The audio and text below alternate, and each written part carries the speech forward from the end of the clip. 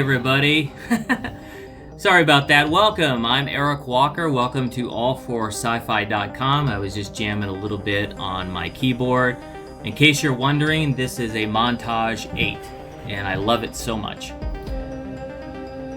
Okay, we're here today to talk about Star Trek Picard, Episode 2, which is entitled Maps and Legends. And I'm sure you've also noticed I'm donning our brand new Allforscifi hat, which has our new logo, which was made by Mr. Dave Stagg. So thank you very much for making our new logo.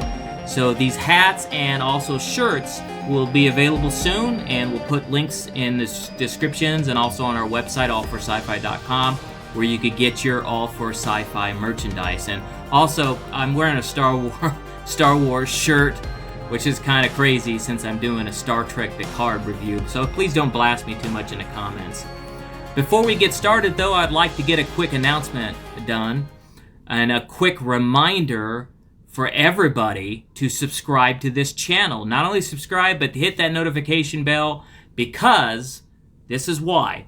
Because of our live trivia game. We are live every Saturday from Disneyland, Galaxy's Edge, or California Adventure, and we have a live All4Sci-Fi trivia game contest. Our live stream is on Saturday from 10 a.m. to 12 Pacific Time. Eastern Time is 1 to 3, and it's 12 to 2 p.m. Central Time.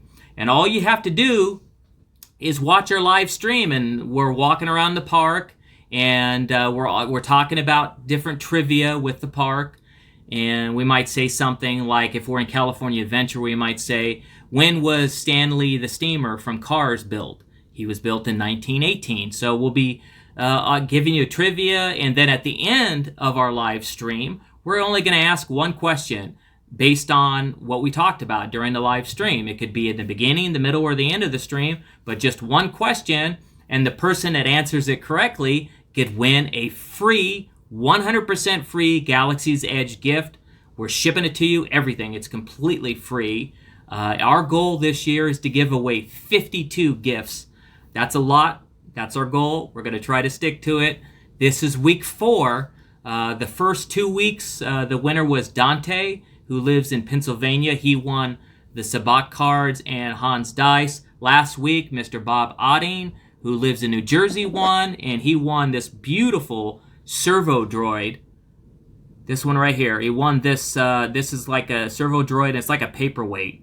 So this was shipped to him already. This is mine. And he lives in New Jersey. And all you have to do is watch our live stream. And you don't even have to be the first person that gives the correct answer. Because what we're going to do is the first 5 correct answers, we're going to write them down, put your name in the hat, and draw out the winner. So you have a second chance. You don't have to be the first person that says it correctly. As long as you're in the top 5, you still have a chance of winning. So, with that being said, make sure you subscribe so that you're notified every time we do go live or we upload a new video like this. Let's go ahead and get started with this review and recap of Star Trek Picard, Episode 2, Maps and Legends. And also, before we get into this, if you see a sign that says spoilers, that means that we're going to talk about the show. But before we do any spoilers, let's go ahead and give our official All4Sci-Fi rating. At All4Sci-Fi, we give a rating scale of 0 to 5 stars, 5 being the best. If it's 3 or below, you don't have to go, or you don't have to stream it or watch it. This case is it's streaming on CBS All Access. We're going to give Episode 2 4.25 stars. It's really, really a solid episode. Every show gets to this point where they need to have some exposition to move the story forward. That's kind of what I felt with this episode, but it was still solid. The acting was good. It had some really, really neat plot twists.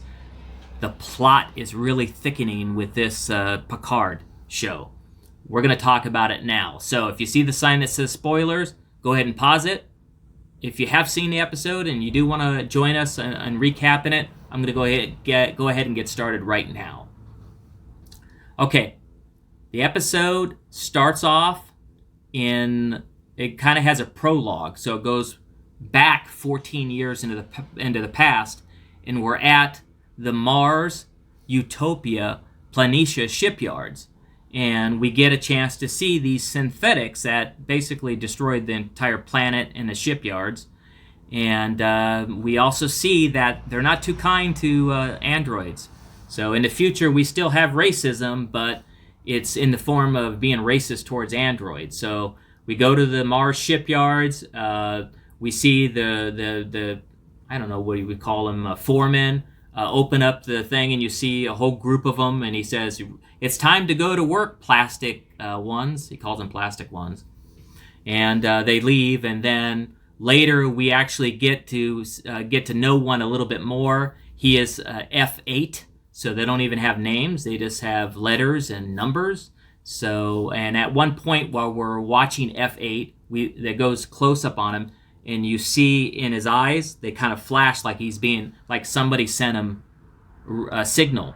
In Star Wars, it would be the equivalent of, the Emperor saying, "Execute Order 66." But this time it's them sending a signal to him, and then he immediately jumps up and he starts doing stuff, and one of the people that are with him are noticing what he's doing, and after he sets off everything, he kills all of them, and then you see the other synthetic androids also attacking them in ships, and Mars is gone.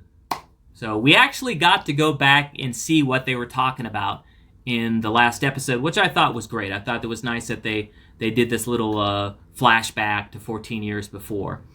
And so after that, we flash back to Chateau Picard. And Picard is with Loris and Zaban. I don't know if I'm saying the names correctly, but they're talking about what happened with Daj, and they're looking at videos, and then Loris and Picard beam over to Daj's apartment in Boston, and they're looking at stuff, and she tries to use this device, some sort of tech device, to watch a holographic recreation of what happened. And what she notices here is that it's a lot of the data and everything's missing. It's been scrubbed. So basically, what she does is she brings up to Picard that she thinks that a secret organization, more secret than the Tal Shiar, which had me saying, what? There's a Romulan organization that's even more secret than the Tal Shiar that we've heard about and we saw? Wow, and in fact, at one point, Laura says that, once Romulans, they're so profound and so terrible to Romulans that just learning about what they do could break a person's mind, which is kind of trippy to me. But anyway, they're talking about what happened and trying to investigate it, and she says that it's definitely got to be their work, and it's a good little couple scenes, and then we go back. We flash to the Borg cube, which we learn in this episode that the reason why they're there is they somehow they're trying to dissect all the Borg stuff, all the parts, and it's kind of like ancient artifacts. It's like an older Borg ship, I guess. And so we're back with Soshi, and Narek is his name, and Narek is the Romulan that we saw with her at the end of episode 1, and they have this really kind of cute pillow talk scene, and obviously, and she referenced that he slept with her, so obviously, thanks for letting us know that, but it was pretty obvious already. So, but we also learned that she wants to get to know Narek a little bit better, but he's too secretive. He says he's a very private person, and he says just forget about it. You don't need to know everything. Just keep me a secret and keep everything secret what we're doing. So after that, we go back to Chateau Picard, and he's visited by a very old friend, a doctor. His friend is a doctor, but anyway, I'm trying to remember the guy's name. But he was the doctor on the Stargazer, and that was the great. It was great to see him. So we had, and Picard hadn't seen him in a while, and he had the doctor show up. He didn't have to know. The doctor came unannounced because he wanted to give Picard the results of all his tests that he had just taken. And he doesn't have good news for Picard. That disease that he had, it could go either way. It could go a lot of different ways, and he might be okay for a while, but this is that disease that he had that's talked about even in The Next Generation, about he's going to get this disease in the future. It's Dr. Moritz Benayoun, and it's played by David Paymer, old-time character actor. Recognize the face right away. So basically, what he finds out is Picard is a relic. It's not all good news. So, on the medical front, although he does tell Picard that technically, according to Starfleet, he does meet all, if he wanted to, he could be reinstated, and he would pass all the tests. But Picard just doesn't, he tells Picard, do you really want to go back out in the cold? Yeah, he tells him, do you really want to go back out in the cold? And Picard says, more than ever. He wants to go back out. So Picard, after that, he beams to Starfleet, where he meets with the Admiral there now, who is Admiral Kirsten Clancy. It's played by Anne Magnuson.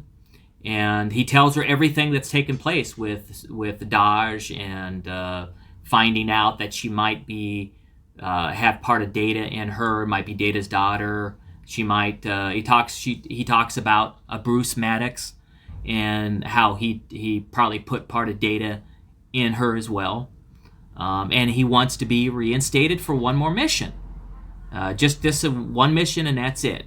But Admiral Clancy, rips into Jean-Luc Picard, and she's really, really, really upset about the criticism that he gave Starfleet during the TV interview in the last episode. And I can't say I don't blame her, and at one point, Picard warns Clancy, and he says to him, you don't want me to just go home. We need to work on this. But okay.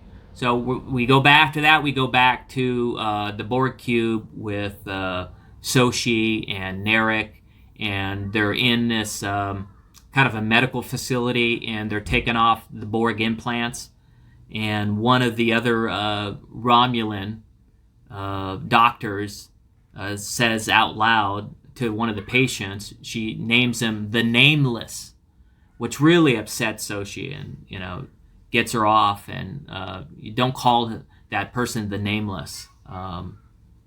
And then she looks at the Nameless. I just called him the Nameless. Don't get mad at me. And she lets him know, you are now free, my friend. Which I thought was a nice moment. I thought that was a great moment. It shows us that the kind of character that Sochi's starting out to be. Sounds like it's going to be a great one. So, then we jump back to the Chateau Picard in his study, and we find that Dr. Girardi from the Daystrom Institute is there, and she's flipping through a book, an Isaac Asimov book, and which gets Picard to remark to her, he does have a taste for the classics, but wink, wink, he's never cared for science fiction. Which is a great line. I mean, to think Jean-Luc Picard, who's part of Starfleet and science fiction show, one of the greatest science fiction shows of all time, and he doesn't care for written science fiction, was kind of funny.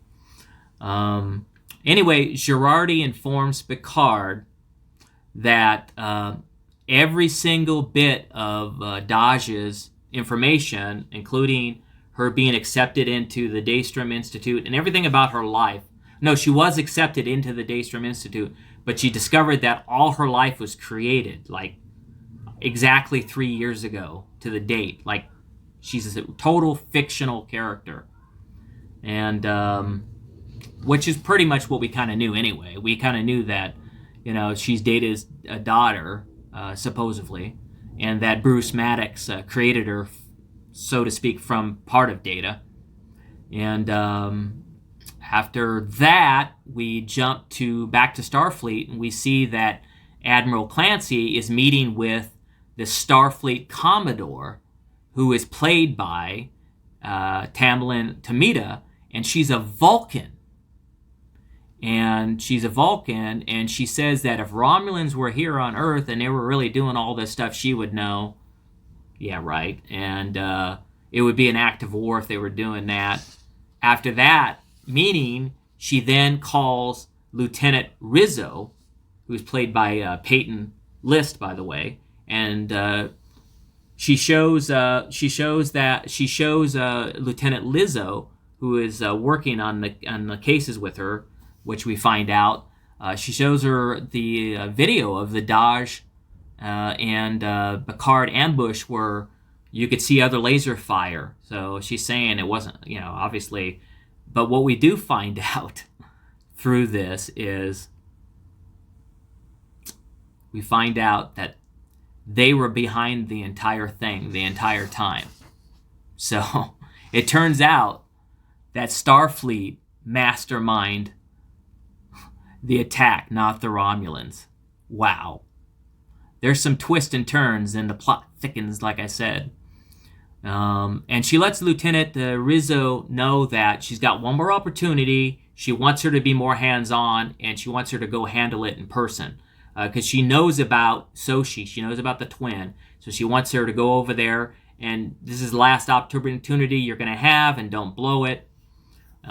She lets her know that. So then we go to see, we go back to the Borg cube, and Lieutenant Rizzo is talking to Narek about everything, and we find out that they're brother and sister, which is another twist, because Lieutenant Rizzo looks totally human, and at one point, Narek even refers to, why do you have those round ears? Like he's disgusted she looks like a human. So the plot is really, really getting good in this show. That's the one thing I like about, and I've always kind of liked about Star Trek, is the writing is really, really excellent in this show. Top notch. And it sure is here at this point. And Rizzo she's a holographic projection, but she could see into the room, and she notices that the bed's messed up, and she also tells her brother, you may think you're going to get to Soshi by doing it this way and sleep with her, but she's warning her brother Narek, your time is limited because she's going to show up now, and you better have all the answers we need from Soshi before I get there, otherwise I'm going to get them from her. And so she gives him a stern warning, and during this conversation, we also learned another plot twist. We learned that, because she mentions that we need to get to know where all the rest of them are, like the Hive. So apparently, there is many, many, many, many more synthetics. Not just Daj, who just died, and Soshi, her twin, but there's a whole Hive, and they want to be led to it to take care of it. We also learned, and I didn't bring this up earlier in this recap and review, we learned that the Romulan culture really, really loathes and hates any artificial life whatsoever. They hate synthetics. Laris and who's Picard's handler, and Zhaban, I probably said his name wrong. They talk about how in the Romulan culture, if you go back all the way through their history, you'll see they never had any robots, any kind of artificial life whatsoever. They really hate it. So that makes them the perfect candidate to get set up by Starfleet, right? So that's perfect. So then right before the episode ends, we see Picard, and he's just landed on another planet, and it so happens this planet looks a lot like Vasquez Rocks, which has been used a lot. So we get to see this classic Star Trek location, Vasquez Rocks, again, and he's walking towards this mobile home, and we finally get to see Michelle Hurd. We get to see her make a quick appearance right at the end of it. She's playing one of Picard's very, very old comrades and friend, Raffi. I'm probably going to say that. I know the name Raffi, but I'm going to say the last name wrong. Musker? Probably said the name wrong. Correct me, okay, guys? So, but we finally get to see Michelle Hurd's character, and she tells Picard to get back on that taxi. It's the same clip you heard in the trailers. And but then she sees that Picard has some Chateau Picard wine, and she even makes a reference to that. Is that the 86? So Picard knows how to get to her because it's an old friend who loves wine. So he says yes, and he gets invited in, and then it ends. So that's it. We're done. We're done with episode 2. It's finished, and then we get this really, really lovely, great preview of what's coming the rest of the season. And guys, it looks better than all the other stuff we've seen, at least in these clips. So I'm very hopeful. I'm hopeful that this was just a quick transitional episode and we get more action in the next episode. That would be nice. I'm really hoping we get more action in the next episode, but we'll find out next Thursday because it premieres every Thursday on CBS All Access. So if you don't have it, make sure you get it just to watch the Picard show. And they still haven't announced when Star Trek Discovery is going to have its 3rd season. But you bet when they do announce it, we're going to be watching that and reviewing that here on allforscifi.com. But I want to thank all you guys for coming and listening to this, and hope you enjoyed this review. Don't forget to give this video a like, give it a thumbs up, and also make sure you subscribe so you know every time we go live. And we have our live trivia game contest that I mentioned earlier, which is every Saturday. Thank you once again for all. I'm Eric Walker for All for Sci-Fi, saying live long and prosper.